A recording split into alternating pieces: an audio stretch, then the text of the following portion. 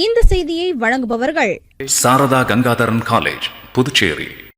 தமிழகம், புதுச்சேரி, காரைக்கால் பகுதிகளில் வரும் 22ஆம் தேதி வரை கனமழைக்கு வாய்ப்பிருப்பதாக சென்னை வானிலை ஆய்வு மையம் தெரிவித்துள்ளது. தமிழகம் மற்றும் புதுச்சேரி முழுவதும் கோடை வெயில் சுட்டெரித்து வந்த நிலையில் தற்போது கோடை மழை பெரும்பாலான இடங்களில் பரவலாக பெய்து வருகிறது. குறிப்பாக மேற்கு தொடர்ச்சி மலைப்பகுதியை ஒட்டிய மாவட்டங்களில் மழை கொட்டி தீர்த்து வருகிறது. இந்நிலையில் தமிழகத்தின் உள் மாவட்டங்கள், தென் தமிழக கடலோர மாவட்டங்களிலும் வட தமிழக கடலோர மாவட்டங்களில் ஓரிரு இடங்களிலும் மழை பெய்தது.